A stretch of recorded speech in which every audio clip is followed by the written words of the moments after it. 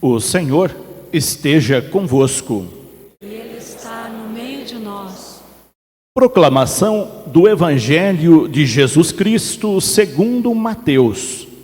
Glória a vós, Senhor. Naquele tempo, os 11 discípulos foram para a Galileia, ao monte que Jesus lhes tinha indicado. Quando viram Jesus, prostraram-se diante dele. Ainda assim, alguns duvidaram. Então Jesus aproximou-se e falou: Toda autoridade me foi dada no céu e sobre a terra. Portanto, ide e fazei discípulos meus todos os povos, batizando-os em nome do Pai, do Filho e do Espírito Santo, e ensinando-os a observar tudo o que vos ordenei. Eis que eu estarei convosco todos os dias, até o fim do mundo. Eis que eu estarei convosco todos os dias, até o fim do mundo. Palavra da salvação. Glória a vós, Senhor. Pode se assentarem. Depois de nós termos celebrado duas grandes solenidades, a Ascensão do Senhor e Pentecostes, hoje nós celebramos a solenidade da Santíssima Trindade, que é um Deus em três pessoas. Não são três deuses, mas um único Deus que se desdobra em três para nos alcançar e para que nós o alcancemos. Então a Trindade é, na verdade, uma declaração de amor infinita de Deus. E quem reconhece isso, reconhece essa grandeza, não deixa isso passar despercebido na sua vida. É o que nos mostram as leituras de hoje. A primeira leitura do livro do Deuteronômio fala da primeira pessoa da Trindade, o Deus Pai. A segunda leitura da carta aos Romanos fala da terceira pessoa da Trindade, o Espírito Santo.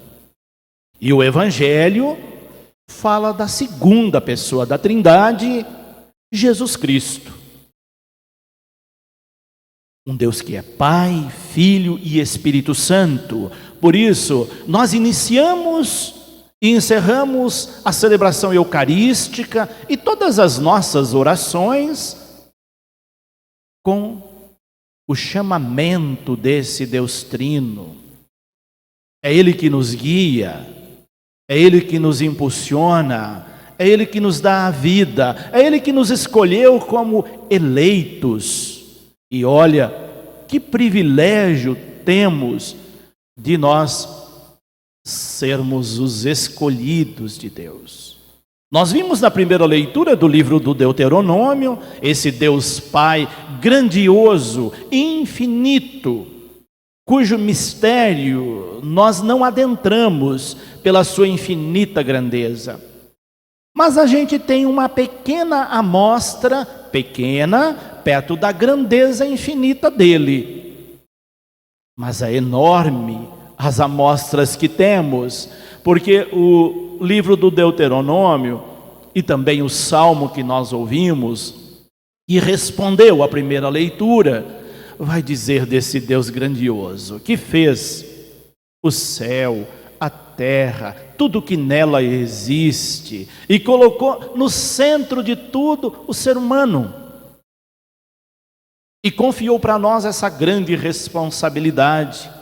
Aí o autor do Deuteronômio vai recordar lá na primeira leitura que jamais houve um Deus que amasse tanto as suas criaturas. É porque naquele tempo havia muitos deuses e confundia a cabeça das pessoas. Tinha, como hoje, muitas religiões, e cada religião tinha o seu Deus.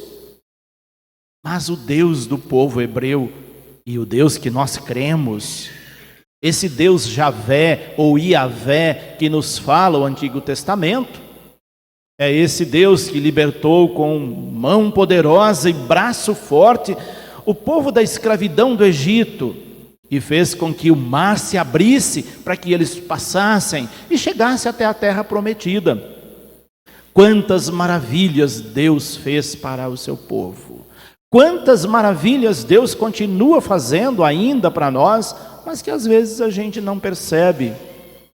Quantas vezes nós vemos pessoas que pelo seu comportamento parece que não percebeu a grandeza de Deus, não percebeu o amor de Deus. E aí essa leitura vai nos mostrar essa grandeza.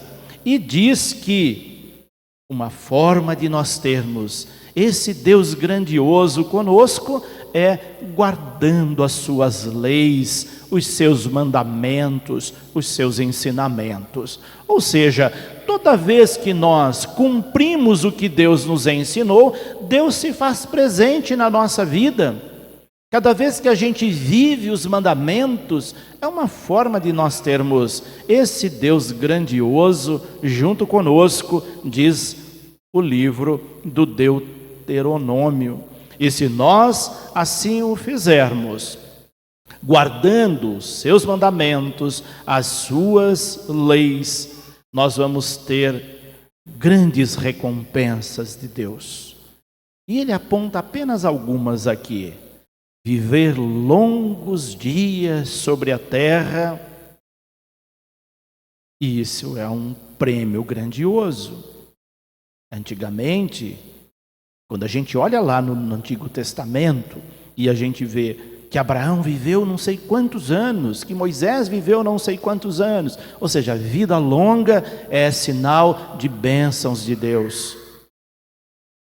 Aquele que cumpre os mandamentos terão longos dias sobre a terra, ou seja, Deus nos compensa, nos recompensa quando nós vivemos os seus ensinamentos. E é uma forma de nós o termos sempre conosco. A segunda leitura que nós ouvimos da carta aos Romanos, que fala do Espírito Santo, ele primeiro diz que nós recebemos esse Espírito e é ele que nos dá a filiação divina. Portanto, nós somos filhos de Deus. E se somos filhos de Deus, temos que comportar-nos como tal. Ou seja, como é que se comporta um filho de Deus? Fazendo o bem, vivendo as coisas de Deus. Quando a gente não faz o bem, não vive as coisas de Deus, nós estamos nos comportando como escravos e não como filhos, diz a carta aos Romanos. Quantas vezes na nossa vida, pela mesquinhez do nosso comportamento, pelas limitações humanas que temos, a gente se comporta como escravo e não como filhos. Agora, se temos essa consciência, nós nos comportamos como filhos. Por isso, Paulo, na carta aos Romanos, vai dizer: o próprio Espírito se une ao nosso espírito para nos atestar que somos filhos de Deus. Temos o Espírito de Deus amalgamados em nós. O sopro do Espírito Santo que recebemos lá no domingo passado em Pentecostes e que os nossos jovens receberam ontem com o sacramento do crisma e que todos vocês um dia que tiveram e foram crismados receberam esse Espírito Santo. Ou seja, o Espírito de Deus se uniu ao nosso corpo pelo batismo e pela confirmação para que a gente possa se sentir herdeiro de Deus. Que esse mundo nos pertence, que tudo isso que Ele criou é por nós e para nós. para nós cuidarmos deste mundo. E por fim, nós temos o Evangelho que fala da segunda pessoa da Trindade, o Filho. Jesus havia dito para os seus discípulos, enquanto estava com eles, que depois que ele partisse para junto de Deus, como nós vimos lá na ascensão do Senhor, eles iriam encontrar nas Galileias do mundo. As Galileias do mundo são as periferias do mundo, periferias geográficas, periferias simbólicas, lugar onde há pessoas à margem da vida. E ele disse: vá até as Galileias e vocês me encontrarão. E nesse evangelho de hoje, os 11 discípulos foram para a Galileia, ao monte que Jesus havia indicado. E lá eles encontraram Jesus. Lá eles tiveram a experiência do encontro com Jesus. Mesmo assim, alguns duvidaram, diz o texto. Às vezes a gente duvida que Deus se faz presente naquelas situações e condições subhumanas, naquelas situações gritantes do mundo que parece expressar a ausência de Deus, mas Ele está ali. Por isso alguns duvidaram. Quando a gente não tem fé suficiente no coração, às vezes nós duvidamos que Deus está presente em certas pessoas e em certas situações. Com os discípulos não foi diferente. Alguns duvidaram. Mesmo assim, Jesus não desistiu deles, aproximou deles e recordou que agora, ressuscitado junto do Pai, ele tem toda a autoridade do Deus Pai, autoridade do Espírito Santo, que Deus Pai lhe havia dado, tanto no céu quanto na terra. Ou seja, agora ele estava tão presente na pessoa do Pai que formava um único Deus de fato. E aí ele deixa o grande legado, ou melhor, o grande conselho ou recomendação para os seus discípulos e para nós. Gravem bem isso, porque não foi só para os discípulos que ele disse isso. Ele diz isso para todos nós. Toda vez que nós lemos a sua palavra, essa palavra nos dita. E ele diz aqui: portanto, ide e fazei discípulos meus todos os povos. Eis a nossa missão. Nós somos impelidos para a missão de fazer com que outros que ainda não conheceram a Deus, não conheceram a Jesus, possam conhecê-lo, amá-lo e segui-lo, ou seja, tornar seus discípulos. E nós o faremos isso em nome do Deus Trino, do Deus que é Pai, Filho e Espírito Santo. E a partir disso, a nossa missão é ajudar as pessoas a observar os seus ensinamentos. Porque, mais uma vez ele reforça, é observando os seus mandamentos que ele estará sempre conosco.